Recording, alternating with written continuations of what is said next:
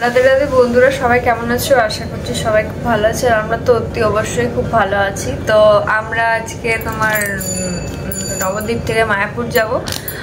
আর এখন যেটুকু কাপড় বাগানো গোছানো দরকার ছিল সেগুলো বাগিয়ে নিচ্ছি। এখন বাজে সকাল 7:45 মতো। উঠে গেছি প্রায় ওই 6টা 10-15তে উঠেছি।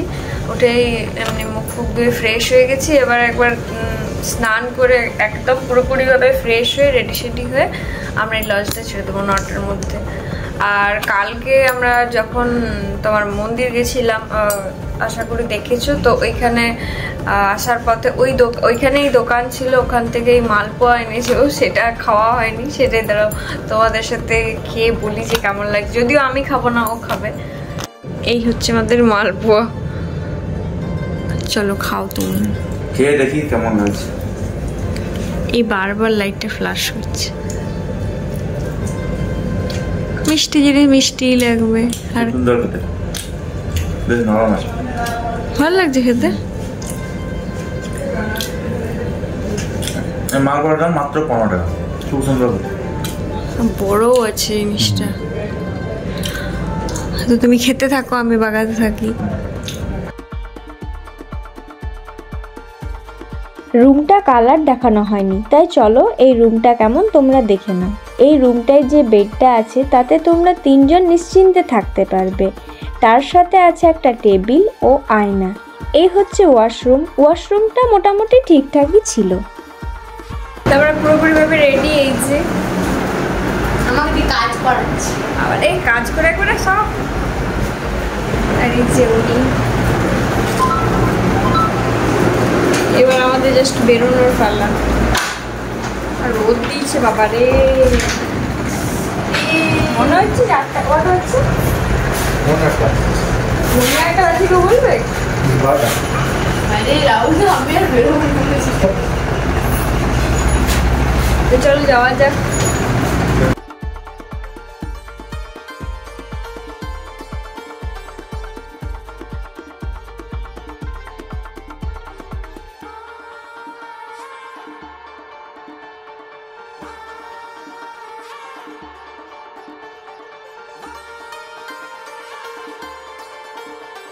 চলো আমরা এবার বেরিয়ে পড়ি মায়াপুরের উদ্দেশ্যে। রিসেপশনের রুমের চাবিটা দিয়ে চেক আউট করে বেরিয়ে পড়লাম লজ থেকে।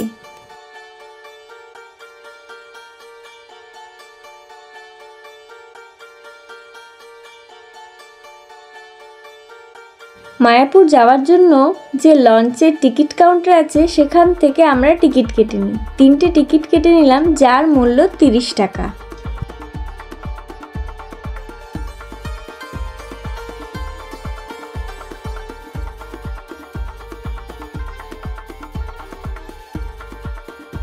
আমাদের লঞ্চ এসে গেছে। এবার আমরা লঞ্চে উঠে পড়ি, আর তোমরা আমাদের সঙ্গে থাকো আর দেখতে থাকো।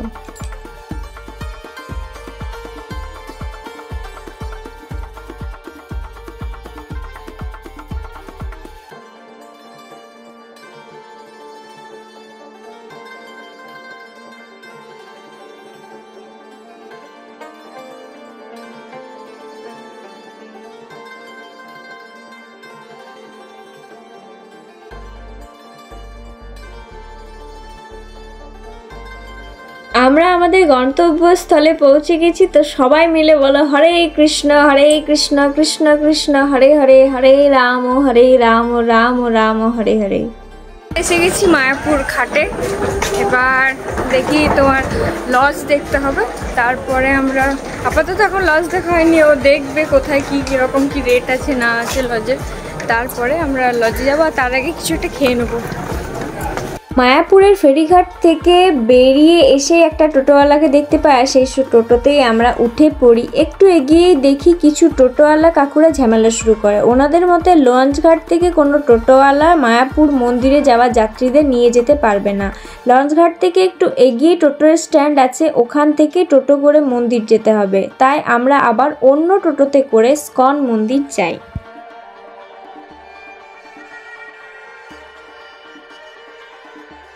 শেষমেশ মায়াপুর স্কন মন্দির আমরা এসে গেছি।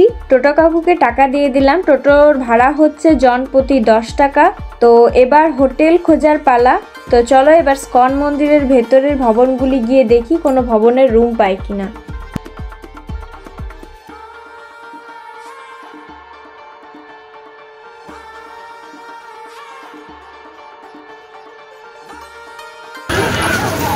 আমরা মোটামুটি 8:30 থেকে এখানে বসে আছি, মানে অপেক্ষা করছি যে ও রুম বুক করে আসবে, তারপর আমরা লজে যাব বা ভবনে যাব। তো এইখানে গোদা ভবনে এসেছিলাম। তো এসে দেখছি আমরা যেহেতু হঠাৎ করে প্ল্যান করে এসেছি, সেহেতু আমাদের বুক করে আসা হয়নি বলে গোদা ভবন বা এখানের চত্বরে যতগুলো ভবন আছে সবগুলোই কিন্তু অল বুকিং।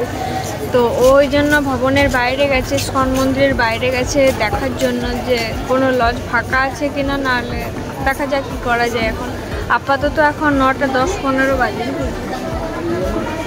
হ্যাঁ 9:20 বাজে। এখন আমরা স্টিল না ওই 8:30 থেকে এখানেই আছি, 1 ঘন্টা হতে চললো প্রায়। তো দেখা যাক আমরা কখন লজে যাচ্ছি বা কোথায় লজ পাচ্ছি। তোমাদের এখানে বলে রাখি, তোমরা মায়াপুর এলে অতি অবশ্যই আগে থেকে রুম বুকিং করে রাখবে। এখন যেহেতু ঝুলন চলছে, মন্দিরের ভিতরে তো রুম নেই, এমনকি বাইরের হোটেলের যে রুমগুলো আছে সেগুলোর ভাড়া খুবই বেশি। তাই আমরা স্কন মন্দির থেকে মায়াপুর লঞ্চঘাট পর্যন্ত মোটামুটি যত হোটেল আছে সবগুলোই দেখি, কিন্তু পছন্দ মতো কোনো রুম পাইনি। আর যদি বা কোনো হোটেলে রুম পছন্দ হচ্ছে তার ভাড়া অনেক বেশি। তাই আমরা শেষমেশ ঠিক করি টাকা যখন দিচ্ছি মন্দিরের সামনে কোনো হোটেলে রুম নেব। শেষমেশ মন্দিরের ঠিক উল্টো দিকে একটা হোটেলে আমরা রুম নিই। সেই রুমটার মূল্য হচ্ছে 800 টাকা। তো আমরা রুম ফাইনালি পেয়ে গেছি, কিন্তু তোমার একদম মন্দিরের সামনেই পেয়েছি, কিন্তু যার মানে রুমের রেট নিচ্ছে 800 টাকা করে, তো তার মানে রুম অন্তত নয়। কারণ এই দেখো একদম ছোট্ট রুম, সেই ওয়াশরুম আছে, কিন্তু বিছানার চাদরটা তো মানে ফোনে মনে হচ্ছে কিনা জানি না, তো বিছানার চাদর দেখে তো মনে হচ্ছে না যে আদৌ চেঞ্জ হয় কিনা। আর বালিশগুলোর অবস্থা দেখো কত নোংরা। তো এবার আমরা একটু খাওয়া দাওয়া করে নিই, নিচে যাব, ওইখানে খাওয়া দাওয়া করবো, তারপরে বাকি সব দেখাচ্ছি। টিফিন করার আগে ভাবলাম দুপুরের খাবারের কুপন কেটে নিই, কারণ বেশি দেরি হয়ে গেলে খাবারের কুপন আর পাওয়া যাবে না, যার মূল্য ছিল জনপ্রতি 40 টাকা। স্কন মন্দির ঢুকতেই ঠিক বাঁ হাতে পড়বে অখণ্ড হরিনাম সংকীর্তন, যেখানে সব সময় হরিনাম সংকীর্তন চলছে। আমরা যে হোটেলে আছি সেখানেই আছে খাবারের ব্যবস্থা। তো আমরা ভাবলাম এখানেই টিফিনটা করে নিই। টিফিনে ছিল লুচি ও ছোলার ডাল, যার স্বাদ ছিল অসাধারণ। তারপর ও রিসেপশনে জানায় বেড কভারগুলো চেঞ্জ করে দেওয়ার জন্য, তো সাথে সাথে হোটেলের কর্তৃপক্ষ সেটা চেঞ্জ করে দেয়। আমরা রুমে কিছুক্ষণ রেস্ট করার পর ফ্রেশ হয়ে স্কন মন্দিরের ভেতর চলে যাই। চারিপাশ ঘুরতে ঘুরতে দেখি দুপুরের খাবারের টাইম হয়ে গেছে, তাই আমরা বেশি দেরি না করে প্রসাদম হলের কাছে পৌঁছে যাই। ওখানে বিনামূল্যে জুতো চটি রাখার ব্যবস্থা আছে, তো আমরা ওখানেই জুতো রেখে প্রসাদ গ্রহণের জন্য লাইনে দাঁড়াই।